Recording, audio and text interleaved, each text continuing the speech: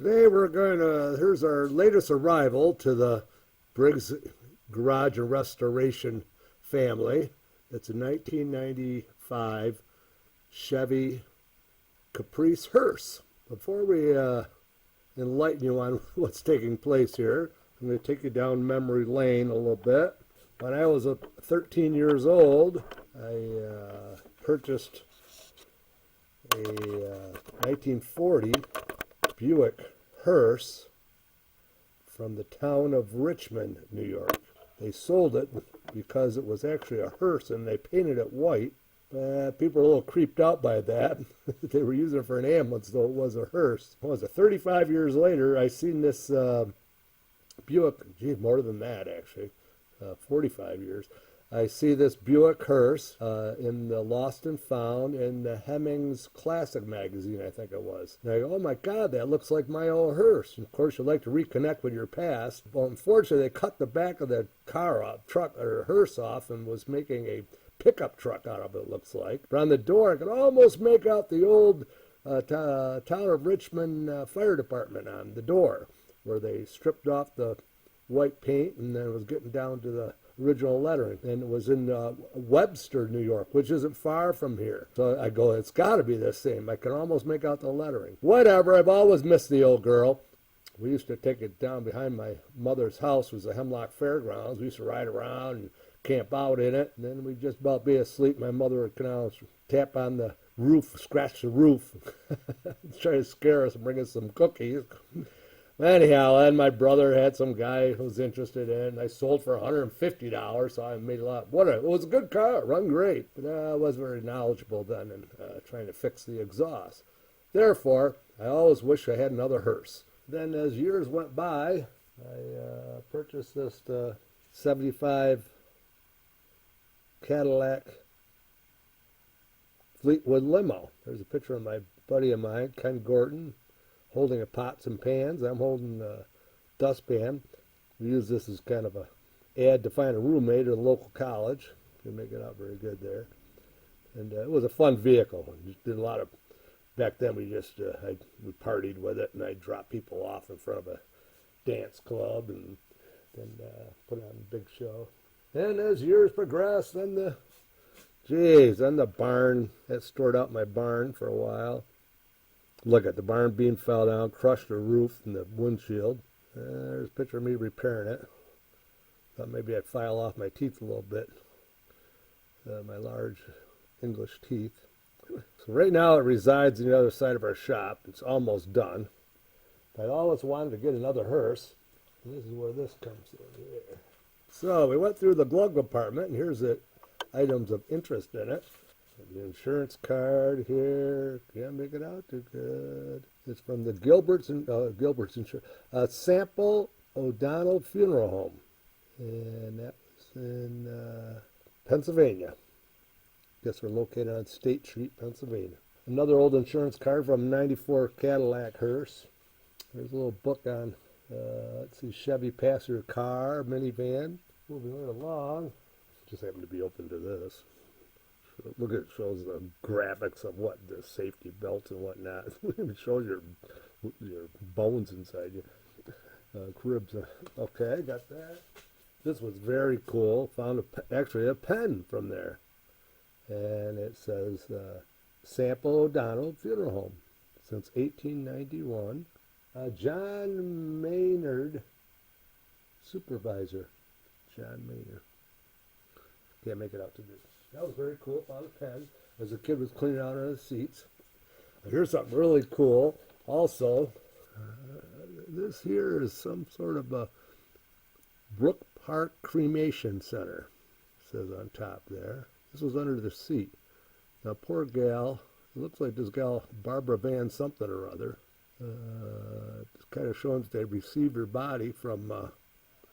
It looks like John's signature there, John.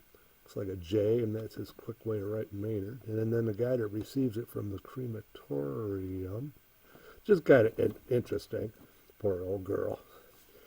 I guess there's a receipt showing that she went there for cremation. And a little bit of paperwork in the past from it. And what, I'm not too sure. It kind of looks like they traded in a Cadillac for this Caprice, which was only a year old at the time. There's just some of the carpet that was with it right there. And while you're right here, we're getting ahead of ourselves, but the boy, Dumbass Junior, started working on her a little bit. So if you want to do kind of a quick resto, cut out a pattern like this. The rims are in pretty good shape. You put it up there like when you're painting. If you try to cut corners a little bit, it's not a real big restoration. Then when you paint it, you get a little overspray, you can always wipe it off with gas on a rag, generally an old socks. So he's working on that a little bit. And we're just doing a rattle can Rust-Oleum black, front and back. The rims are pretty decent looking. And over here, top of the bug eye is some of the carpet. We're just doing a little inventory of what's in the vehicle. Look at here, a catch, and we left, she's like her on there. What are you doing on there? And, so we got to put these in proper storage so we get the vehicle done. So a lot of the interior in the back was in pretty good shape. It looks like the guy started to strip it out to make a pickup truck out of it, or something of that nature. And here's one of the floor mats. They're pretty nice shape. The original ones with a car. I'm going to cut this here, trim this, and I got a guy that's pretty good at sewing. So I'm going to have that touched up, just like keeping that original one because it's got the snap on there. Here's the old buyer beware. Here are a couple other items that were inside the vehicle. Under to see some ibuprofen. This is kind of cool. It's like a little coffee thing, but look, mice chewed the bottom on it while it was in storage. This car sat out for like 10 years. Look at that. Isn't that cool? Here's one of the door panels, just to give you a little idea of how to restore some. Here's a door panel. See how it's bowed the wrong way there? And you can get these snaps through GM. I'm going to get some of those. We're going to have to get this thing nice and wet, and then I'm going to curl it back. I can't do it with one hand here. We'll put a rope on that, and as it dries, it'll kind of reshape it. What interests me in this in the ad was it only has almost 64,000 miles on it, which I've never had a car with that low a mileage. I had an 80 Montego Mercury years ago. It had 75 on it. It was all rotted out just because it was in this New York salt weather. Now the guy described it, he says, oh, it runs great. And I go, what about the vinyl top? My old limo when I first got it, there's a lot, you got to watch out these vinyl tops. They look good, but they hold the moisture on the edges, and sometimes they're rotting right through. He goes, oh, yeah, it looks pretty good shape. Well, and then I also asked him, well, geez, it didn't look too bad. In the pictures, look pretty nice, you know. I goes, original paint? He goes, yeah, I believe so. And he goes, I go, how about under the bottom of those rear quarters? I can't really see them very good in your photos. And he goes, a little rust around the weep holes. Well, guess what? When I found a guy that went and picked it up for $650. He paid $1,200 for the car. There's no title. That's why I think he let it go reasonable. He's going to take the engine transmission out and put it in another truck, which I guess I should know the jargon. It's the good V8. So my nephew says I forgot. The same that they had them in the Corvettes. Boy, he did say it runs good, and it does. We took it up the road, and oh man, it really gets out and scoots, drives beautiful. But anyhow, I had to reconstruct this to show you a little bit. And when it came home, about threw up. It was in the dark. I went out with a light, and the transport guy says, "Yeah, I had to tape the freaking vinyl roof down a little bit. It was flopping in the wind." I go, "Oh no," you know. But so when I got all this tape off next day, fortunately, it's in pretty good shape. I already wire brushed and grounded a little bit, and there's a couple little pinholes in the other side. We're just gonna glue her real good. They got this real heavy black adhesive that they use for putting on windshields. I'll get a tube of that, so we can take care of that pretty good. And then over here, I already had the kid picking at it a little bit. There's a couple spots we got holes here. Well, I'm gonna patch it. We'll put something. We're just do a quickie job on this. On the bottom, on the back side, I'll put a little screen and we'll glass that in. I'm going to carefully try not to go past this line here. Then we get all done, we'll actually pump some oil right in here with the oil can. When she's all done, just let it soak in there and kind of prevent it from rusting in the future. Because if you start peeling that back, it could get ugly. The tops are nice, pretty good shape. It's just grungy. So we're going to scrub that down real good and arm all the heck out of her. But here I had to show you, once I started bopping on her a little bit, look at this here. I had to show you that. But it is the original paint. That's what we call this is actually fiberglass from the factory. When they had to lengthen the Caprice wagon to make a hearse out of it.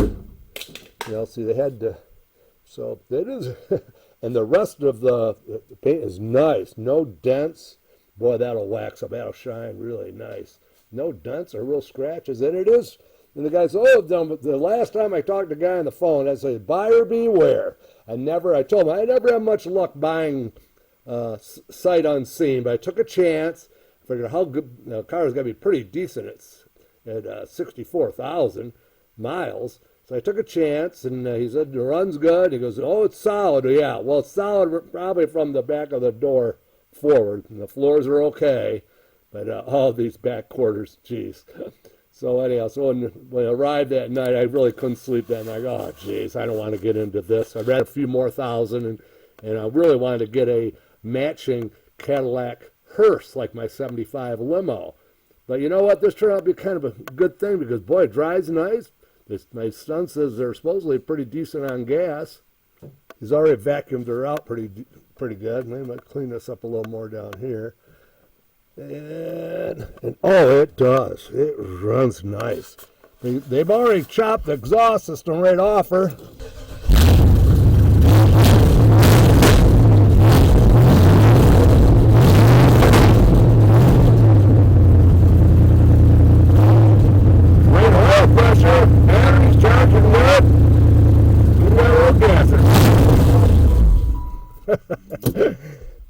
And look at it. For some reason, he had this pulled out. I don't know why. He bought it from, I guess it went from Pennsylvania Funeral Home to Ohio. It didn't tell me that part. I wonder whether they had a little salt in Ohio or not. But, geez, the electric windows work good and everything, the door. It does show, I believe, the last time I was registered in PA was in 2014, 10 years ago. But I could tell by a lot of the vegetation up underneath it, it sat in a bad storage for 10 years. It wasn't good. Got kicked around, a couple different owners, so here we go. Let's go inside, see what's going on. We really like this divider window. Works pretty nice. Only thing that really disturbs me is the rollers are gone. Jeez, I missed that because we want to make the family limo out of her. Or family hearse. My kid said he kind of wanted a station wagon, for if he goes traveling, they can sleep in it. And then when this came along, we said, hey, this is not bad. We're going to put a piece of plywood right over everything. We've already kind of been in there kicking around, see what it looked like. We had to cut these bars out, sawzawed them off over here. So we've been hammering away in here, knocking all loose. Look, I got to take you in here and show you what's going on. Look, I can see right through there, the quarter panel. And, so I'll form some sheet metal up, and he's going to MIG weld her in. There you go. Got some holes back in there yet. Yeah. See that? So I'll weld them in. Got a little issue over here. Jeez. But all the interior is pretty nice. We're just going to put a sheet of plywood over all this and bring it right out to the hump here. And you see here from the factory, it's where they welded this in down here. And geez, they didn't do a very nice job, but that's how they extended it. Then once we put a piece of plywood in, went to Walmart, and I see we can get some outside furniture cushions. Just put it right across here. It'd be nice. Take it in and out when you want. I can still use it in the family if we have use it for funerals. And he has some buddies that have a band, So they might transport some of their equipment. This side's not too bad. Same issues along here. I'm going to try to touch it up without getting into too much because I'm not getting to a full, really restore it nice. Just try to get it preserved. If we get all done, then we'll give her a good shot of old used motor oil underneath and soak that into the undercarriage. This side isn't too bad. What's funny was when the guy delivered it here, went and picked it up, paid $1,200 for it, had it picked up. I think it was almost 6 hours one way, almost 12 hours round trip. So the guy treated me good, $650 to go get it in Greensboro. So when the window was on the back of his truck, I started banging around that a little bit, taking a look, and all of a sudden, this fell right out. Oh my God, I'm gonna throw up. The guy said, "Oh, well, one side it's a little better than the other side." Well, yeah. What's in here? Well, here's the original jack. Boy, is it nice? It looks pretty, don't it? So originally, the station wagons had the tire stored in the rear right quarter panel, but when they turned it to a hearse, stored the spare down in the back there.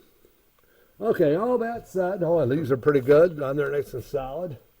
So it's going to be cool. Also, the hubcaps are missing, which is okay, because I think it's going to look pretty cool. We're just going with the black rims, and boy, scrub up them white walls, they'll look pretty cool. But I got to deal with that ugliness. I got some 3 shades of silver paint from all our BMWs, so I think I can match that up fairly good. And we're just going to paint just that lower part after I rebuild all that. Now, all that said, we are going to put Briggs funeral service on there. Have my buddy Jim Moll do a little lettering. And then on the back, we're going to put just buried.